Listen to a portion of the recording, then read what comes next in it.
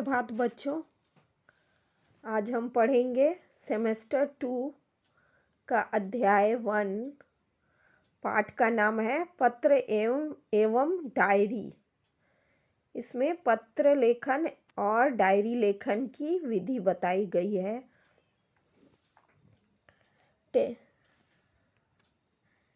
आजकल दूर बसे अपने संबंधियों, मित्रों, परिवारजनों तथा कभी-कभी विभिन्न अधिकारियों को पत्र लिखने की आवश्यकता रहती है। पत्रों के द्वारा हम अपनी बात अत्यंत सुगमता से उन तक पहुंचा सकते हैं। यद्यपि आजकल टेलीफोन, दूरभाष, ईमेल, इंटरनेट, मोबाइल फोन आदि के द्वारा भी ये कार्य किया जाता है, फिर भी पत्रों का महत्व कम नहीं हुआ है, क्योंकि पत्र के द्वारा विस्तार से अपनी बात व्यक्त की जा सकती है। पत्र के द्वारा विचारों को प्रेषित करना अन्य साधनों की अपेक्षा सस्ता है। अधिकारियों तक अपनी बात पहुंचाने, शिकायत करने, आवेदन या प्रार्थना आदि के लिए केवल पत्रों का ही सहारा लिया जा सकता है, अन्य साधनों का नहीं। तो अभी हम कुछ प्रकार के पत्रों का उदाहरण देखेंगे, जैसे कि निमंत्रण पत्र, प्रार्थना पत्र, किसी मित्र को लिखा गया पत्र, ये सब इसके बारे में हम पढ़ेंगे। पर पत्र लेखन से पहले हम समझ लेते हैं कि पत्र लेखन के कितने रूप हैं, कितने प्रकार हैं। पहला तो व्यक्तिगत पत्र। इस प्रकार के पत्र अपने परिवारजनों को या मित्रों को लिखा जाता है। निमंत्रण पत्र, बधाई पत्र, आश्वासन पत्र, अनुमति पत्र और प्रार्थना पत्र इसी व्यक्तिगत पत्र की श्रेणी में आते हैं। दूसरा, कार्यालयीन पत्र। ये पत्र अधिकारियों को उनसे संबंधित मामलों में शिकायत करने के लिए लिखे जाते हैं। तीसरा है व्यावसायिक पत्र। ये पत्र किसी व्यापारी से उससे संबंधित वस्तु मंगाने के लिए लिखे जाते हैं। इस तरह पत्र लेखन के 3 रूप होते हैं: व्यक्तिगत पत्र, कार्यालयीन पत्र, व्यावसायिक पत्र। अब पत्र लिखते समय ध्यान देने की कुछ महत्वपूर्ण बातें हैं। पत्र में सबसे ऊपर बाईं ओर अपना पूरा पता और दिनांक लिखना चाहिए। जिसको पत्र लिखना हो उसके लिए बाईं ओर शिष्ट भाषा में संबोधन लिखना चाहिए। इसके बाद पत्र का पूरा विषय वस्तु प्रस्तुत करना चाहिए। पत्र के अंत में बाईं ओर पत्र लिखने वाला अपना संबंध और नाम लिखे। पत्र में मित्र या सखी या अपने से छोटों के लिए तुम सर्वनाम तथा अपने से बड़ों के लिए आप सर्वनाम का प्रयोग करना चाहिए। पत्र अधिक लंबा नहीं हो और उसमें आवश्यक बातें ही लिखें। पत्र को बोलचाल की सरल भाषा में लिखने चाहिए। तो चलिए सबसे पहले निमंत्रण पत्र का उदाहरण देखते हैं। ये जन्मदिन के अवसर पर उपस्थित रहने के लिए मित्र को निमंत्रण पत्र भेजा गया है, उसका ये उदाहरण है। बाईं ओर पता और दिनांक लिखा गया है। 90 बुद्ध नगर सोसाइटी, लिंबायत, सूरत, पिन नंबर 394210, 8 अगस्त 2011। प्रिय मित्र स्नेहल, सप्रेम स्मरण, तुम्हें यह जानकर खुशी होगी कि अगले रविवार को मेरा जन्मदिन है। इस बार तो छुट्टी के दिन ही मेरा जन्मदिन है, इसलिए मैं अपने सभी मित्रों को बुलाना चाहता हूँ और उन सबको आज निमंत्रण भेज रहा हूँ। तुम जानते ही हो कि सालगिरह का दिन कितने आनंद का दिन होता है। उस दिन हमारे कई रिश्तेदार भी यहाँ आएंगे। विपिन, साजिद, प्रशांत, सानिया आदि सब अवश्य आएंगे। मैं चाहता हूँ कि तुम भी उस दिन यहाँ जरूर आओ। यदि तुम नहीं आओगे तो हम सबको बुरा लगेगा। हम तो उस दिन का सारा समय आनंद में बिताना चाहते हैं।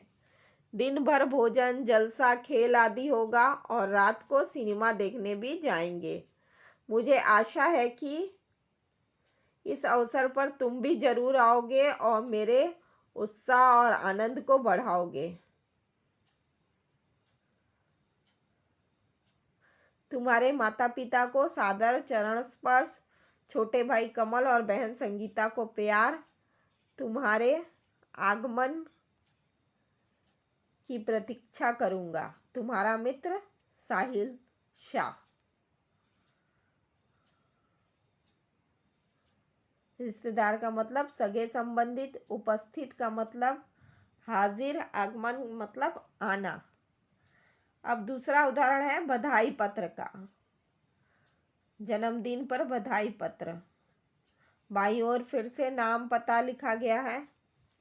शांति सदन, रावपुरा, बड़ौदा, 10 अगस्त 2011। प्रिय मित्र साहिल, सप्रेम स्मरण। कल ही तुम्हारा पत्र मिला तो हम सब बहुत खुश हुए। हमें तुम्हारी सालगिरह का निमंत्रण भी मिला और ये जानकर विशेष प्रसन्नता हुई कि कल ही तुम्हारी सालगिरह है। इधर माँ कुछ दिनों से बीमार रहती है और पिताजी को तो सुबह 10 बजे ही दफ्तर जाना पड़ता है। दर्शना को भी सुबह स्कूल जाना पड़ता है और वो तो है भी छोटी, इसी कारण घर का बोझ मुझ पर ही है। अब तुम ही कहो ये सारा बोझ किसको सौंप कर तुमसे आ मिलूं।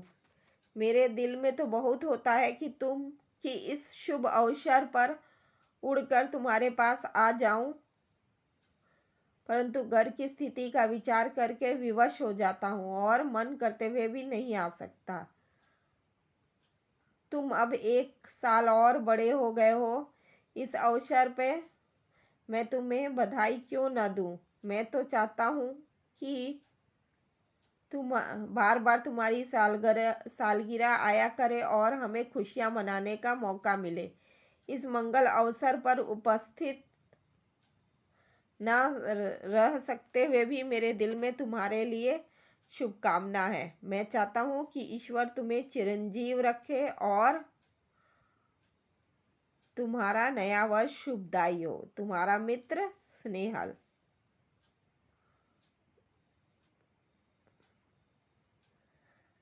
खेल महाकुंभ में, ये तीसरा पत्र है। खेल महाकुंभ में असफल, अच्छा प्रदर्शन नहीं करने पर सखी को आश्वासन पत्र।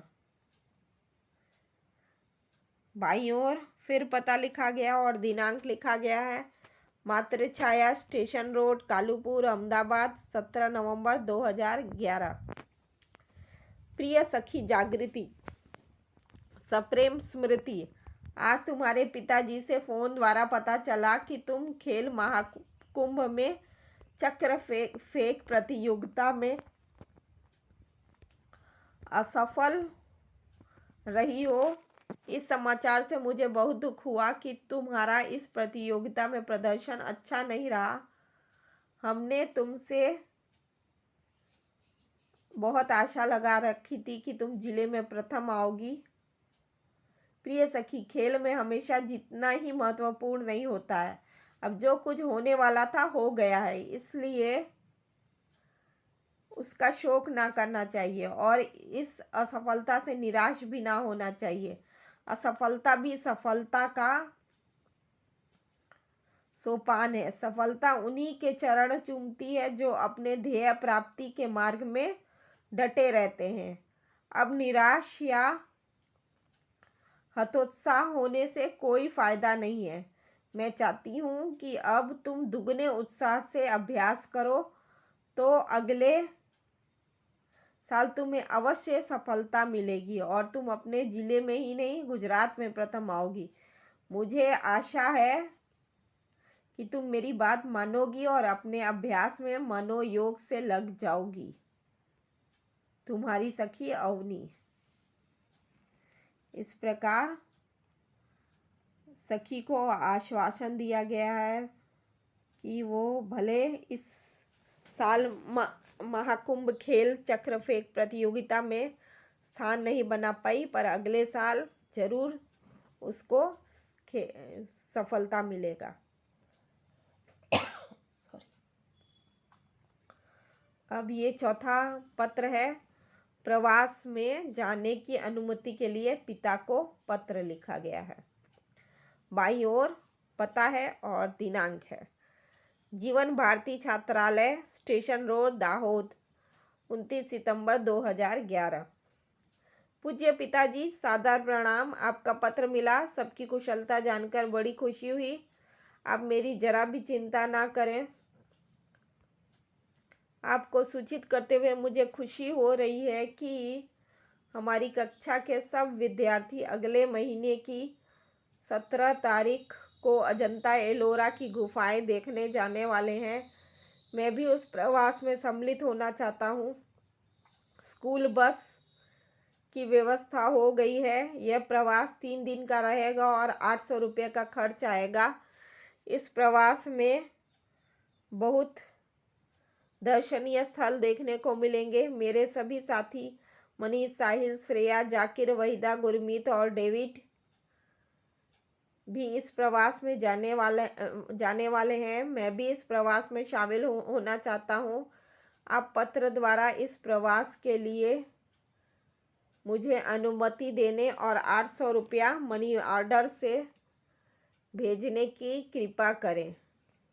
पूजनीय माता जी को सादर प्रणाम, सोनल को प्यार। आपका आज्ञाकारी पुत्र रमेश।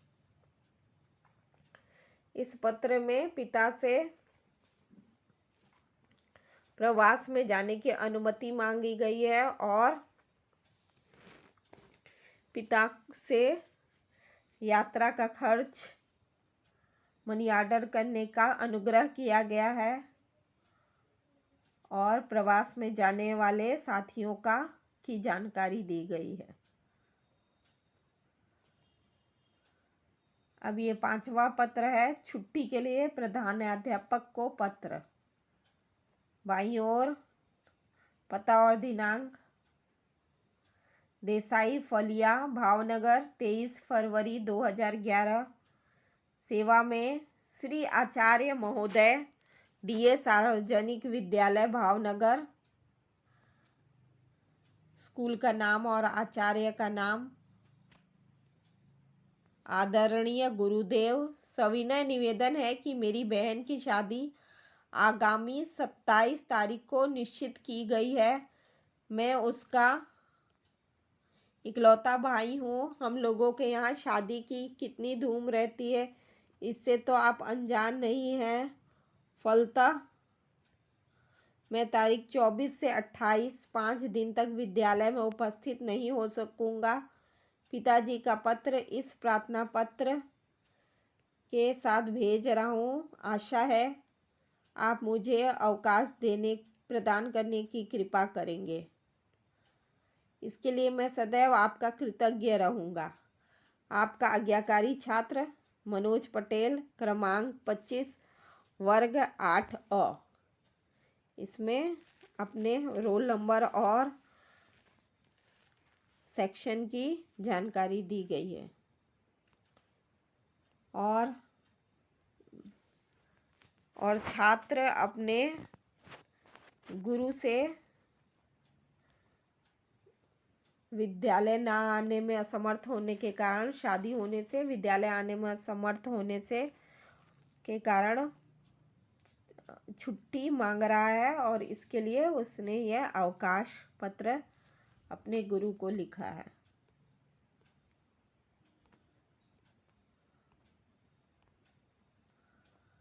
स्वास्थ्य अधिकारी को गंदगी के बारे में शिकायती पत्र।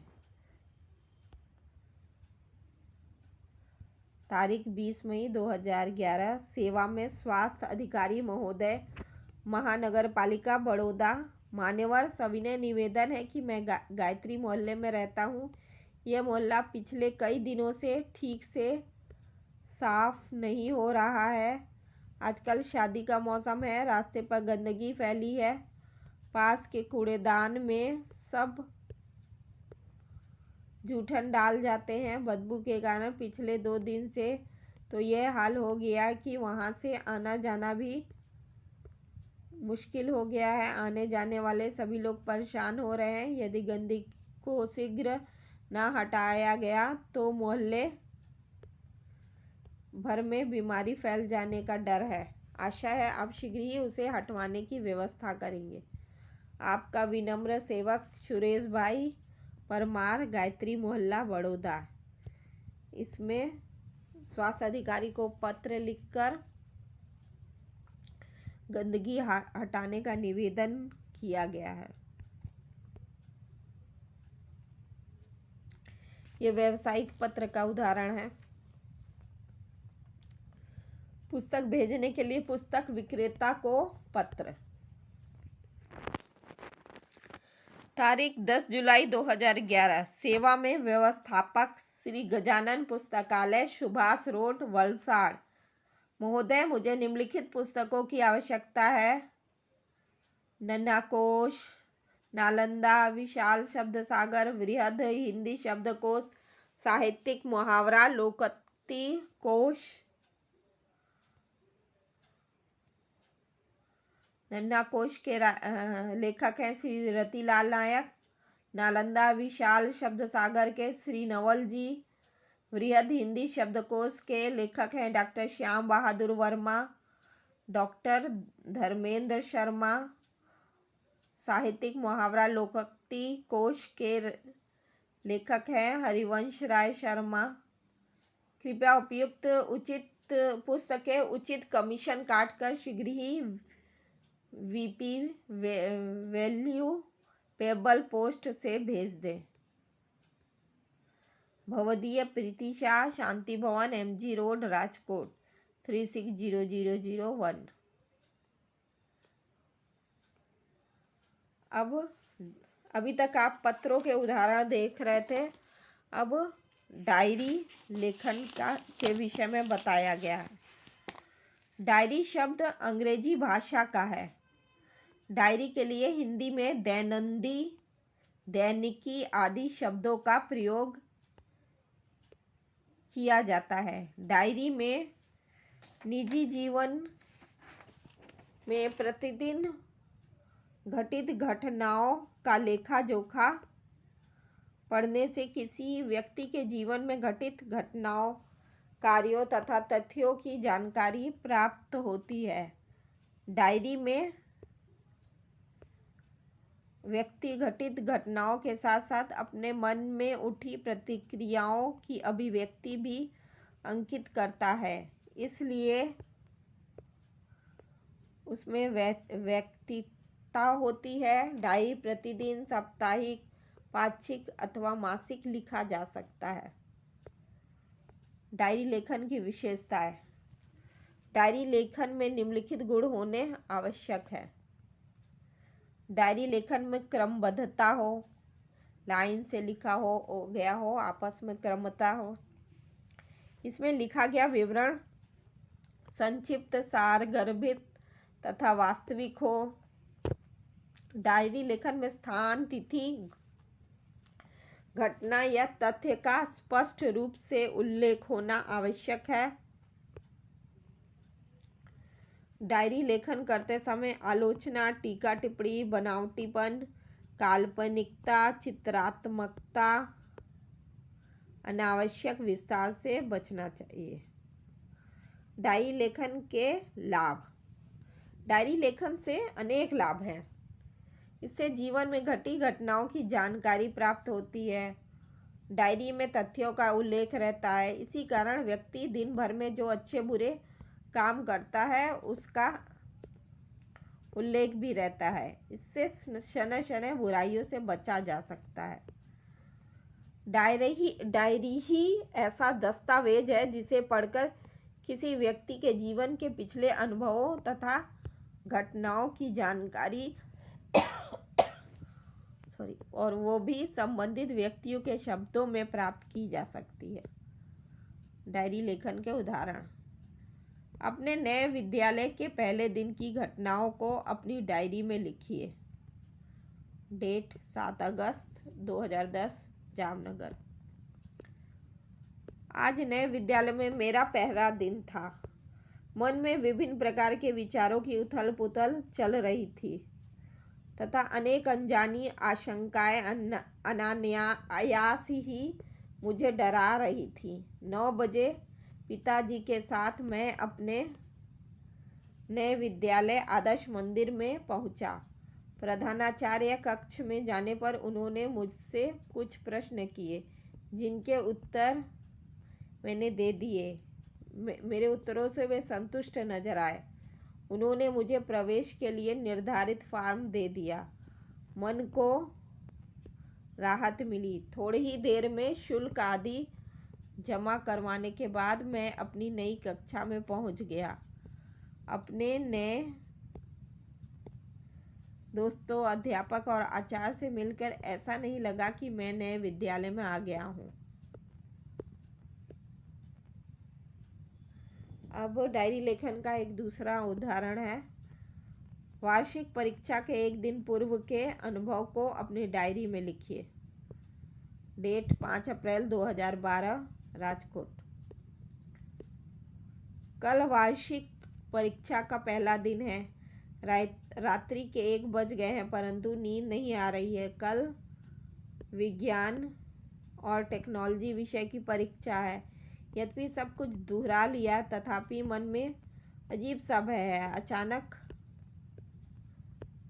पिताजी मेरे कमरे में आए, मुझे जगा हुआ देखकर ढांढस बंधाया और बिस्तर पर लेटने को कहा।